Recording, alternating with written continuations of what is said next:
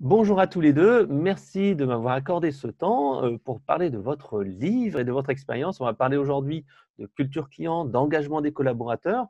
Mais avant cela, je vous laisse vous présenter tous les deux, bien sûr, honneur aux dames. Merci. Bonjour, je suis Caroline Loisel. Je travaille dans les nouvelles technologies et l'accompagnement à la transformation des entreprises depuis un peu plus de 20 ans. Aujourd'hui, j'accompagne à la fois des grandes organisations, qu'elles soient américaines ou françaises, pour concevoir des événements, des formations, des conférences, enfin tout ce qui va pouvoir inspirer et nous accompagner dans la période que nous connaissons aujourd'hui. D'accord, merci. Et toi, Emmanuel, je te laisse te présenter.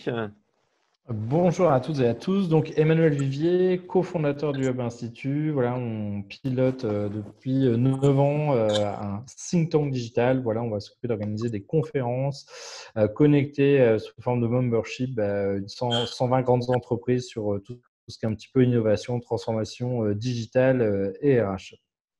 D'accord. Vous pouvez peut-être nous dire quelques petits mots sur votre livre que j'ai reçu et que j'ai lu, qui est vraiment une vraie Bible, à la fois en contenu, en taille, mais également avec des superbes illustrations. Donc, bravo à tous les deux pour ce livre. Est-ce que vous pouvez nous dire juste quelques mots? Puis ensuite, on parlera de la diffusion de la culture client, l'engagement des collaborateurs. Caroline, je t'en prie. Ouais. En fait, ce qu'on a voulu faire à travers ce livre, parce qu'avec Emmanuel, on se connaît aussi depuis quelques décennies, c'est transmettre ce que nous, on avait expérimenté depuis la fin des années 90 en travaillant sur souvent des problématiques liées au digital. Et en fait, on a souvent réalisé dans les différentes organisations, moi j'ai particulièrement été à l'œuvre chez Orange pendant 7 ans, entre 2000 et 2007, que les enjeux autour du digital était finalement à la fois organisationnel, à la fois business, bien entendu, et donc éminemment humain. Car derrière chaque problématique du digital se cache un sujet qui s'appelle le partage du pouvoir, l'ego mis à l'épreuve dans ces organisations, puisque le digital met tout le monde, entre guillemets, à la même enseigne, sur la même plateforme, alors qu'auparavant, on était dans un climat, dans un environnement où chacun avait un peu son canal de distribution, son canal de visibilité et son précaré. Donc voilà ce qu'on a voulu transmettre aussi avec Emmanuel à travers pas mal d'interviews et puis surtout notre retour d'expérience à nous sur le terrain à travers les entreprises qu'on a pu accompagner par le passé et encore aujourd'hui. Ah, d'accord. Justement, c'est assez intéressant. Il y a un chapitre que j'ai bien aimé dans le livre qui permet en fait d'avoir une entreprise qui veut en fait recréer en fait un nouvel élan dans l'entreprise. En particulier, vous avez fait un focus sur l'importance de la vision, de la culture, des valeurs et de la posture. Donc justement, dans le contexte en fait d'une entreprise qui veut améliorer un peu la culture client, l'expérience client, quels sont un petit peu les leviers que vous recommandez de mettre en place pour remettre un petit peu le client au centre ou changer les valeurs, changer la culture dans une entreprise qui voudrait changer un petit peu les choses et ça passe bien sûr par un changement au niveau des RH. Ce qui est sûr, c'est qu'en ce moment, on nous parle beaucoup de raison d'être, de purpose, de sens, etc. Puisque, évidemment, quand on est sous pression, en crise, aussi dans un mode de travail qui est un petit peu complexe, le travail à distance, on voit bien que plus que jamais, les gens, ont du temps pour se poser malheureusement des fois des questions quand ils ont été au chômage partiel, et deux, se demandent est-ce que ça a un sens de prendre des risques, d'aller travailler, de me retrouver face à de la clientèle dans certains cas. Est-ce que finalement, c'est vraiment ce que j'ai envie de faire dans la vie? Et donc, c'est là où on s'est posé la question avec Caroline de se dire, voilà, c'est vrai qu'on a vu beaucoup d'entreprises un petit peu afficher des valeurs dans le hall de leur siège ou dans leur rapport annuel, et on se rend compte que souvent, c'est un peu creux, c'est un peu des valeurs passe-partout. Et c'est là où on s'est vraiment rendu compte qu'au-delà, évidemment, si on n'a pas une vision claire, surtout en période de changement, ça va être anxiogène pour les collaborateurs, mais finalement aussi pour les clients, parce que si on ne comprend pas où la marque va, où l'entreprise va, qu'est-ce qu'elle défend, quel est son positionnement, et est-ce qu'elle est prête des fois, au-delà de elle est là pour faire du profit, qu'est-ce qu'elle propose en plus de proposer un produit, de faire du profit? C'était important, mais il fallait aussi que cette vision et ces valeurs, parce qu'on peut avoir la même vision, opérer de manière différente, elle devait vraiment se transformer en posture concrète. Et ça, je te laisse peut-être en dire un mot, Caroline. Oui, en fait, il y a des choses qui nous ont marqué avec Emmanuel. C'est que, alors c'est aussi un peu très français, c'est qu'on a toujours été dans une culture de l'excellence. Et l'excellence, parfois, surtout dans des temps où on doit faire face à l'imprévisible et l'incertitude, c'est vraiment pas notre meilleur ami. Donc, c'est en termes de valeurs, notamment, et de culture, hein, c'est passer d'une culture de l'excellence à une culture de l'action, à une culture du petit pas, à une culture de j'ai droit à l'erreur, j'ai droit à l'essai. Autre point, c'est on est aussi quand même beaucoup, et alors ça, c'est le passé histoire française, de la centralisation et du pouvoir, n'est-ce pas, le roi soleil, etc. Comment on passe d'une culture de l'autorité, de la directive, du cadre assez imposé, à une culture qui va un peu plus autoriser à la co-construction, à la codécision. Voilà, donc on parle beaucoup d'intelligence collective, hein, qui est le terme jargonneux, mais pour dire finalement comment on peut aujourd'hui travailler plus ensemble, mais ce n'est pas juste travailler ensemble et collaborer ensemble, c'est prendre des décisions ensemble sans se dire « Ah ben non, mais ça c'est un projet RH ». Je vais donner un exemple concret. Portail RH, hein, j'en ai encore entendu parler il y a quelques jours. On va faire un portail RH. Super, donc il va y avoir tout dedans, hein, le coffre-fort numérique, l'intranet, la communication, l'événement, les informations financières, etc., etc., les formations, etc. Alors bon, minimum, comme ça, on peut se dire ça peut prendre 3 ans, ce genre de projet, vu le nombre de parties prenantes, hein, entre la direction de la com, la direction forcément de l'expérience qui va vouloir, du marketing, qui va vouloir aussi mettre son grain de sel, bien sûr la direction technologique, la direction des RH. Donc soit on se dit, on sort un portail et on en a pour 3 ans, ou alors bon, minimum 18 mois, soit on se dit, bon, c'est quoi les 3 premières briques? On va aller interroger nos collaborateurs et on va voir quelles sont les 3 premières briques essentielles pour démarrer une première version qui va sortir dans 6 semaines ou dans 3 mois. Voilà. Donc, se sortir un peu de cette culture qu'on a eue, de cette culture du produit fini, où il y a tout dedans, c'est exhaustif, ça y est, c'est parfait. Ça, c'est pour moi le vrai challenge en ce moment.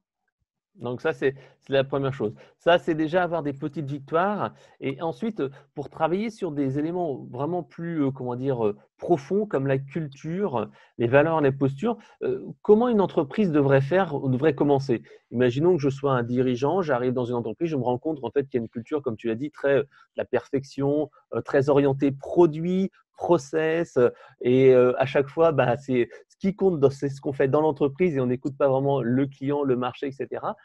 Comment un dirigeant commencerait à faire, quelles sont ces 2-3 premières étapes pour réussir à faire changer les choses et dire je veux faire bouger la culture, je veux faire bouger les choses dans l'entreprise. Quelles sont pour toi les 2-3 Là, en petites fait, choses? on pourrait partir de quelque chose d'assez simple, hein, c'est de faire un diagnostic en analysant d'un côté quelles sont, on va dire, les valeurs que renvoie la marque. Donc là, on va aller interroger les clients, hein, parce que finalement, Ouais. le client, c'est quand même le premier. On peut promettre tout ce qu'on veut ou imaginer tout ce qu'on veut sur soi, le client va nous réveiller. Demandez aussi aux collaborateurs, pour vous, alors, quelles sont les valeurs, mais pratiquées, hein, pas les valeurs proclamées dans l'entreprise, comparées aux valeurs qu'on a aujourd'hui et aux valeurs qu'on voudrait avoir demain. Et quand on fait ce mapping, en fait, on va voir assez rapidement que peut-être qu'on se dit très vertueux, très solidaire, très humain, et se rendre compte que la perception des clients, parce que malheureusement, on a peut-être fait une erreur de communication ou on a mal réagi, par exemple, pendant la crise, va nous renvoyer que ce n'est pas du tout le cas. Ou à l'inverse, peut-être que le client a l'impression qu'on est des sympathiques.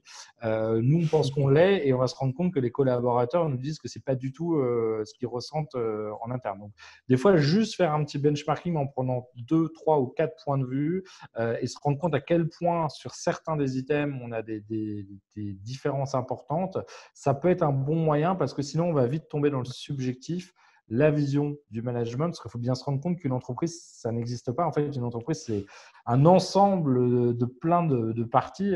Caroline nous parlait des directions, mais c'est aussi différents collaborateurs, différentes générations, différents sexes, différentes origines sociales et ethniques, et voire différents pays. Hein. Des fois, quand on dit une entreprise et que c'est un groupe mondial, on va avoir des réalités qui n'ont rien à voir entre un bureau de 10 000 personnes à Paris ou à New York, un micro-bureau à Singapour ou à Luxembourg, des cultures différentes. Donc, c'est là où c'est difficile quand on veut faire une culture commune d'une entreprise multi-pays, multi-langue, on va dire, région. Et moi, je rajouterais 2 choses. Pardon. Oui, vas-y. Donc, l'importance de la symétrie, entre guillemets, des attentions, collaborateur-client, vérifier que la promesse correspond bien à ce que perçoivent les clients et qu'il n'y ait pas donc, justement une dette ou une créance, entre guillemets, d'expérience client ou vraiment un déphasage. Donc, ça, c'est et d'expérience employée. Tout à fait. Oui, exactement. Et moi, je rajouterais 2 choses. Je rajouterais on n'est pas assez habitué à la culture du changement. On ne sait pas ce que c'est que le changement et le changement, c'est hyper difficile. Je pourrais d'ailleurs compléter avec un petit lien que je vais vous envoyer, qui est une super vidéo de Fabien Olicard, qui est hyper intéressante et qui explique ô combien le cerveau n'est pas fait pour changer. Et ça, je crois que c'est une culture qu'on doit tous partager ensemble à tous les niveaux de l'entreprise, aux collaborateurs. De toute façon, on doit changer. Par contre, sachez que ça va être difficile et que notre cerveau humain sait s'adapter, mais qu'au démarrage, le changement, c'est compliqué pour tout le monde. Donc, qu'on remette aussi un peu un point de vulnérabilité là-dessus. Et le deuxième sujet, c'est inspiré d'un proverbe bien connu, qui est « le poisson pourrit toujours par la tête ». Donc, si on considère que la tête, n'est-ce pas, est représentée par le management, c'est commencer aussi par le management. Nous, on a trop souvent vu des formations où on arrive pour l'accompagnement de la transformation digitale, il n'y a pas forcément de manager dans les équipes. Et puis finalement, ce qu'on va être amené à dire, et puis des sujets qu'on va partager avec les collaborateurs, vont assez vite arriver à « mais moi, je suis d'accord avec vous, mais aujourd'hui, dans mon entreprise, par rapport à des process trop lourds, par rapport à des circuits de décision de minimum 7 échelons, tout ce que vous dites, c'est impossible ». Donc, commencer par le management ou alors faire des formations mixtes, hein, on le fait aussi, qui mélangent à la fois les managers et les collaborateurs, parce que c'est aussi évidemment par la tête et donc par les managers que le changement se fera. D'accord. Ben justement, là, on arrive à ma deuxième question. C'est, on a vu que les managers étaient essentiels, mais on parle aussi donc des collaborateurs. Comment on va pouvoir augmenter leur engagement? On parle beaucoup d'empowerment, d'employee engagement et de choses comme ça. Comment, en fait, dans un contexte où on est vraiment de crise, de télétravail, où il y a eu comme des difficultés, certains ont bien mal vécu la partie télétravail. Là, on s'oriente encore une fois sur une période qui va être un petit peu complexe, mixte dans les semaines et mois à venir. Comment justement on va pouvoir prendre en compte cette notion d'expérience collaborateur? Comment on va pouvoir améliorer cet engagement de l'entreprise au-delà des valeurs qu'on a vues ensemble, de la culture? Quelles sont un petit peu justement les étapes un petit peu à mettre en place pour se dire voilà, je veux avoir des collaborateurs qui vont plus s'orienter sur la qualité de service, l'expérience client, etc., etc. Ah, c'est une bonne question, hein. Manu, il est parti, on dirait. Ah, si, il est là. Non. Donc, clairement, alors c'est vrai que des fois, on va parler aussi avant la crise, on parlait d'épanouissement et de bonheur au travail, on parle d'engagement. Là, on parle beaucoup de sens en ce moment.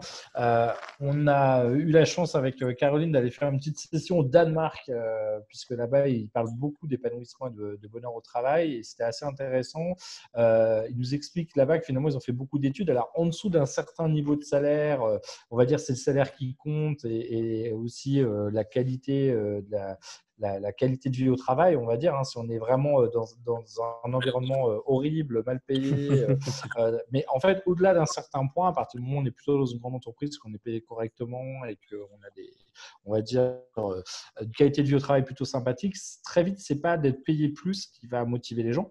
Ça va vraiment être deux choses. Ça va dire la reconnaissance, on va dire, de nous en tant que personne. Donc déjà, est-ce qu'on est accepté en tant que qui on est, qu'on soit vieux, jeune, gros, de telle origine sociale? Est-ce qu'on va être bien intégré? Est-ce qu'on est reconnu pour son métier, son expertise? Est-ce qu'on est reconnu pour ses efforts? Des fois, la performance ne va pas être géniale, mais en ce moment, on va faire plus d'efforts que d'habitude, et pour sa performance. Donc, il y a vraiment cette reconnaissance qui est vraiment importante. Et ça va vraiment compter. Et puis après, il y a la qualité des relations. Si je m'entends bien avec mon chef, avec mon équipe, peut-être que, entre guillemets, ma boîte n'a pas une super réputation, mais si je suis avec une super équipe, si tous les jours ça se passe hyper bien, voilà. À l'inverse, je peux être dans une boîte géniale. Si je me retrouve vraiment avec des gens directement avec qui je ne m'entends pas du tout, très vite, je vais être malheureux. Et c'est aussi la reconnaissance par rapport à l'extérieur. Donc là, ça rejoint un peu le marketing. Imaginons que je travaille pour une célèbre firme chimique détestée de tous. Peut-être qu'il y a une super ambiance en interne, mais si effectivement l'image que ça renvoie, c'est que mon employeur est pas bénéfique et pas vertueux pour la société, pour la planète, et que tout le monde n'arrête pas de me reprocher, ça va m'atteindre aussi. Et donc, en période de crise, on voit qu'effectivement, est-ce que, au-delà des promesses et des valeurs proclamées, l'entreprise a pris des bonnes actions vers ses salariés, vers ses clients, vers la planète et la société? On a vu certains acteurs, entre autres là, de la cosmétique ou du luxe, être très proactif, réagir tout de suite pour fabriquer des masques, du gel hydroalcoolique, le mettre à disposition des soignants, des salariés, et ben là, il y a un moment, on passe vraiment de promettre à démontrer. Et finalement, c'est là aussi qu'on fait la différence et on crée une fierté d'appartenance. Et après, je compléterai en disant que dans une situation de crise, c'est aussi le moment parfois de remettre du ciment dans une entreprise. En fait, soit la situation était déjà déplorable d'un point de vue humain dans l'entreprise, et là, la crise ne fait qu'exploser, et là, on n'a plus le choix que de régler les problèmes. Soit la situation était normale, voire très satisfaisante, et ça peut venir recimenter le collectif. J'en veux pour preuve que, notamment dans les 2 mois de confinement, et encore aujourd'hui, on a quand même beaucoup plus accepté d'être tolérant de façon générale, même justement par rapport à des choses qui vont être faites de manière plus imparfaite que d'habitude. On progresse, vous voyez, la crise peut nous aider à apprendre un peu l'imperfection. On a aussi eu la place à plus d'émotions. Forcément, le climat faisait globalement, même encore aujourd'hui, même si potentiellement on a moins de malades, moins de décès, on a encore une certaine place à l'émotion, l'acceptation d'être aussi dans ce registre-là. Et puis globalement, plus d'entraide. Si je prends le sujet trivial et non moins structurant, surtout au démarrage de l'utilisation des outils de visio, par exemple, et là, ça va continuer parce que forcément, si on est encore à moitié à distance, il y a des nouveaux outils qui vont se mettre en place pour être plus dans du management de projet, comment on reproduit des expériences de facilitation d'intelligence collective à travers des outils. Donc voilà, l'entraide va être aussi, j'ai envie de dire, obligatoirement dans nos meilleurs amis. Donc après, le sujet, c'est combien de temps ça peut durer et à partir de combien de jours ces nouvelles habitudes vont être ancrées. Alors, contrairement à ce qu'on dit, d'ailleurs, c'est redit dans la vidéo, je pourrais compléter de Fabien Olicard, on dit toujours, d'habitude, c'est 21 jours, vous savez, pour changer une habitude. J'arrête 21 jours de fumer, c'est bon, le 22e jour, je suis sauvée. En fait, ce n'est pas la bonne étude. L'étude historique dit plutôt 66 jours. Et je Alors, crois que c'était 66 jours, quand il y avait un membre qui était coupé et ça restait encore sensible pendant X semaines. oui, et alors donc voilà, donc 66 jours, voilà, hein, donc ça fait quand même un peu plus de 2 mois pour ancrer une nouvelle habitude, puisque comme je vous l'ai dit au début, j'ai un peu démarré par là, nous ne sommes pas des êtres qui aimons le changement. Non, nous n'aimons pas le changement. Alors, toutes les millénaires qui viennent de nous précéder prouvent que quand même l'homme sait s'en sortir, hein, parce qu'on a quand même évolué, n'est-ce pas? Donc, on sait s'adapter. Cependant, la phase d'adaptation au changement peut être très longue, on peut avoir des réticences, des freins, et c'est bien normal. Voilà, donc 66 jours, hein, à noter dès que vous commencez à faire un nouvel usage. Voilà. Et puis pour faire le pont, tu vois, sur l'engagement, c'est vrai que les outils vont aussi avoir leur rôle à jouer. Tu as parlé de la visio, Caroline, tu vois, on est en train de s'habituer à ces outils-là. Et c'est vrai que là, on voit bien que pour le e-commerce, par exemple, tout doucement, on commence à avoir des marques imaginez à faire du live streaming ou du shop streaming. Alors, les Chinois sont plutôt en avance, mais finalement, on voit bien que si j'ai pas les bons outils, déjà que je suis pas fan du changement, il faut en plus des bons outils. Et pareil, si je suis un client et qu'on me demande d'acheter différemment et que j'ai pas les bonnes interfaces, les bons outils pour pouvoir me connecter, et c'est pas toujours un manque de volonté du vendeur, ça peut être l'organisation qui a pas mis ou déployé les bonnes solutions, ça va être encore pire. D'accord. Et ça va être démotivant. Alors justement, si je reviens à ma question qui était voilà, comment avoir plus d'engagement auprès de mon équipe, je vais me faire comme tout à l'heure, je vais essayer de partir d'un exemple simple. Donc bien sûr, imaginons que je suis un manager d'une équipe au niveau d'une entreprise. Voilà, je récupère une dizaine de personnes. L'équipe était auparavant avec une autre personne, ce n'était pas forcément la motivation grandiose. Vous l'avez parlé tout à l'heure, la notion d'avoir quelqu'un qui va être peut-être un leader, au moins quelqu'un qui va être là pour motiver les personnes. Quel va être mon plan d'action? Alors, le premier, je me doute bien, c'est prendre votre livre hein, pour essayer de se concentrer sur ces fameux chapitres essentiels. Mais comment je vais pouvoir redonner un petit peu une nouvelle dynamique et donner une nouvelle énergie à une équipe qui, pour l'instant, était un petit peu dans le flou et dans l'attente? Comment je peux, comme ça, mettre en place une nouvelle dynamique de motivation, d'engagement et remettre les personnes sur une nouvelle voie? Alors, ne pas oublier que dans cette période de remous, nous sommes avant tout tous des êtres uniques, singuliers, avec nos personnalités. Donc, nos leviers de motivation et qui vont aussi avec nos leviers de démotivation et de frustration accumulés, si je prends l'exemple que tu prends, vont être particuliers à chacun et différents. Dans une même équipe, même si le manager… Allez, le grand standard, c'est de dire la culture du petit chef, voilà, qui regarde comment sont faites les choses et pas seulement le résultat, donc qui est un petit peu trop sur votre dos. Voilà, en général, c'est ce qu'on peut reprocher à son manager. Mais voilà, tout le monde ne va pas être sensible de la même façon. Et puis, pour certaines personnes, certaines vont préférer avoir un cadre considéré comme strict par son collaborateur d'à côté. Donc, le premier exercice, quand même, c'est indépendamment d'une ambiance collective générale, c'est de savoir ce qui motive chaque individu et ce qui est… Et nous le savons tous, nous sommes plus prolixes à parler de nos frustrations, n'est-ce pas, que de nos points de satisfaction. Donc, il faut libérer la parole, c'est la fameuse catharsis nécessaire. Donc, je conseillerais déjà d'abord à ce manager de passer par cet exercice de purge. Et je pense que c'est vrai qu'on a toujours cette vision du chef qui sait tout, qui doit répondre à tout, un peu historiquement dans nos organisations traditionnelles. Je pense qu'aujourd'hui, c'est effectivement écouter. On s'aperçoit dans beaucoup d'organisations, les gens opérationnels qui ne décident pas, mais savent très bien ce qui va et ce qui ne va pas parce qu'ils sont au contact des clients, ils sont au contact des outils, ils voient très bien ce qu'il y a dans les process qui ne fonctionnent pas, sauf que c'est pas eux qui décident la stratégie, voire qui ont le pouvoir de changer les choses.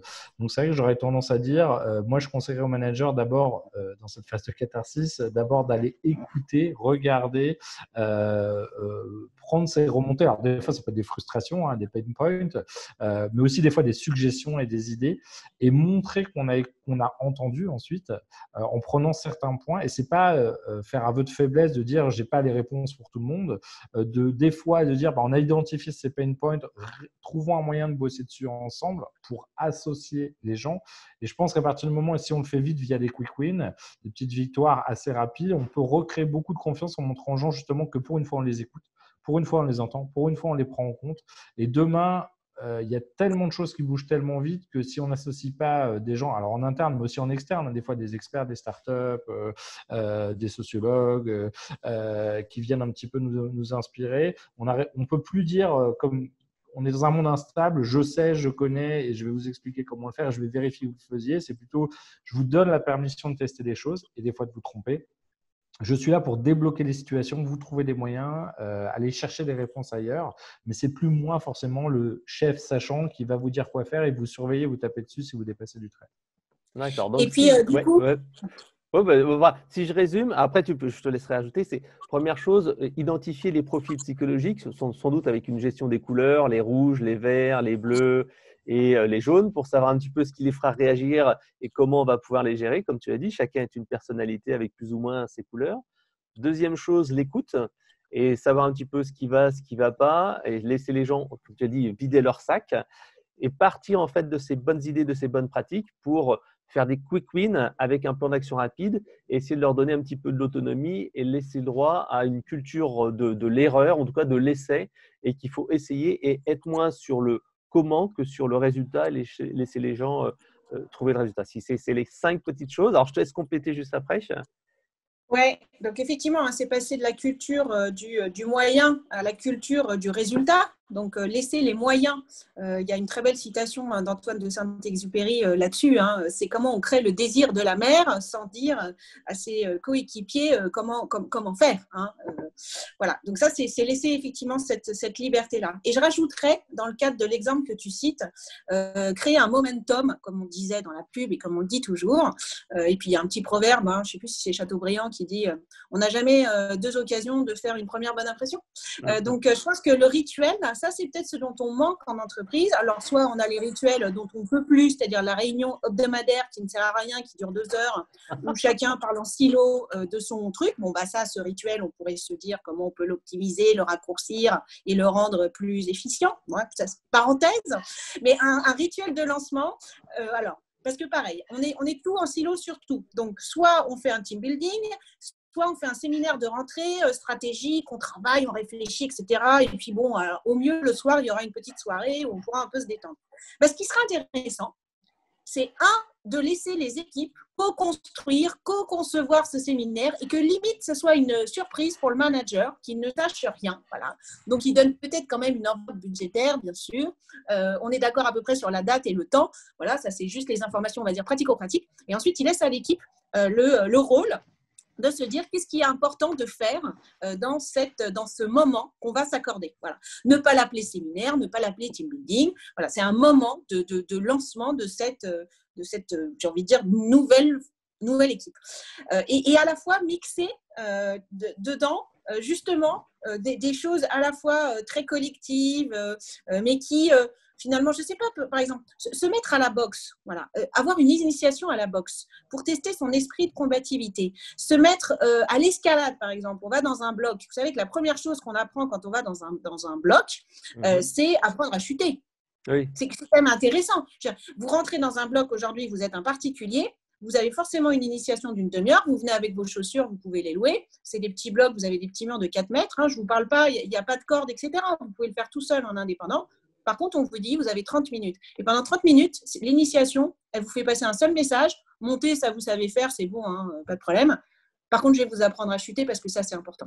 Voilà, donc c'est des idées d'activités qui sortent un peu peut-être du commun, vous voyez, de ce qu'on peut faire et qui viennent en même temps faire passer des messages structurants pour la période. Oui, tout à fait. C'est comme, j'aime bien cette notion de moment, puisque ça me rappelle le livre de Chip et Dan Heath qui s'appelle Ces moments qui comptent et qui indique justement comment, à la fois en termes de ressources humaines ou à la fois en termes de clients ou à la fois même à titre personnel, il faut créer un moment afin d'avoir ce avant, après. Exactement. Et que ce changement de poste, ce changement de paradigme ou cette évolution est vraiment un début et une fin et qu'on se dise il y a quelque chose de nouveau qui vient de se passer. Et comme tu as dit, sortir du quotidien, du train-train et le fait de laisser les gens créer eux-mêmes et leur donner l'autonomie, c'est vrai que c'est un excellent. Et là, il y a une excellente analogie que je peux faire qui est déménagement, emménagement. Quand vous déménagez à titre privé, vous avez besoin de ritualiser parce qu'un déménagement, c'est aussi une période de changement profond. Vous savez qu'après un deuil, c'est la deuxième raison de stress dans les études en France, c'est un déménagement. Donc, un déménagement, comment vous ritualisez la fin de vie, d'hébergement dans un lieu. Voilà. Donc, je pense que quand on fait des analogies comme ça, en plus avec des choses très privées que tout le monde a à peu près traversées, on comprend que le changement dans une entreprise, c'est pas juste une déclaration, c'est pas juste voilà où on va maintenant. Non, parce qu'avant de voilà où on va, c'est d'où on part, avec qui on part et comment on part, quoi. Voilà. D'accord, c'est vrai que c'est une excellente analogie.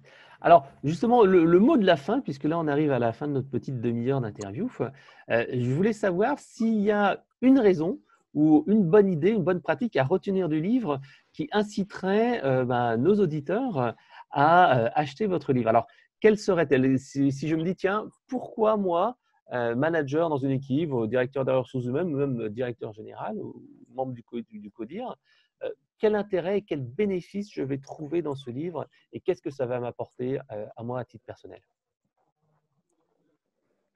Bonne question. Un truc. Manu, je te laisse commencer.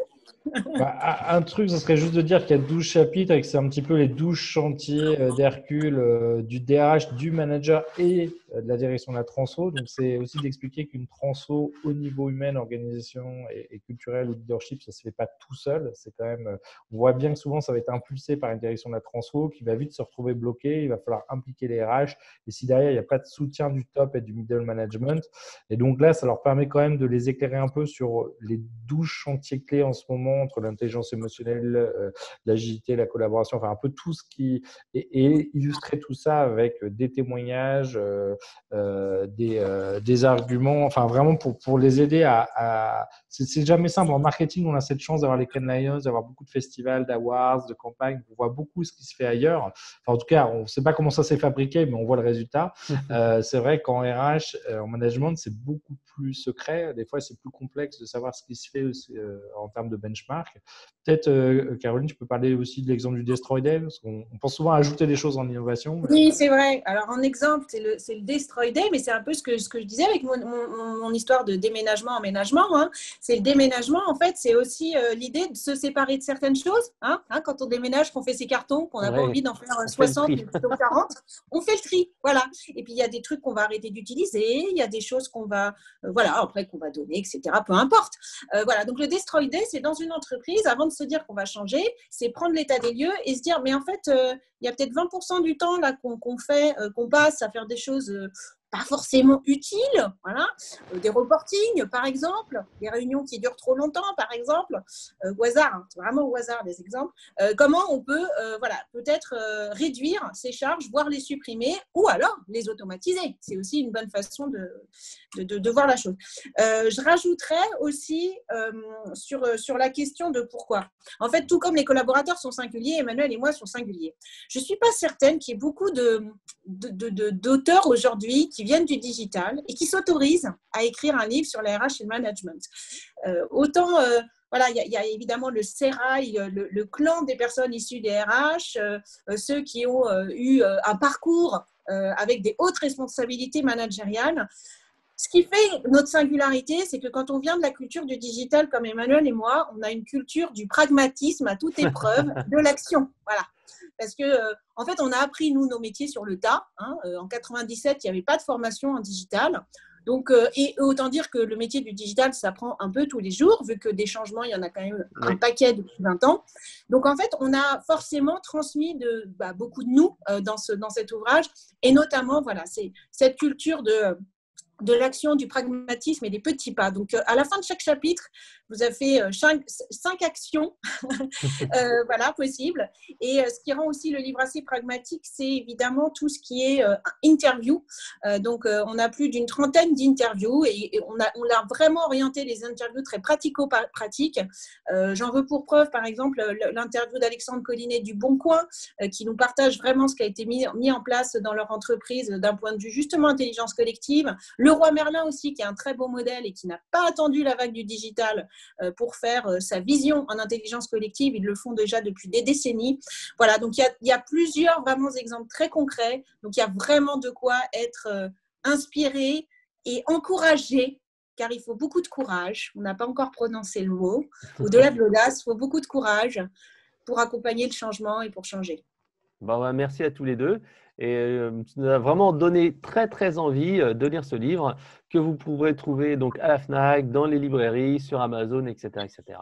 Merci à tous. Alors, je vous laisse peut-être rappeler une dernière fois le titre et bien sûr les deux auteurs pour ceux qui nous écoutent actuellement. Donc, c'est le guide du futur des RH et du management par Emmanuel Vivier et Caroline Loisel. Merci à tous les deux. Merci. Merci beaucoup. Au revoir. Au revoir.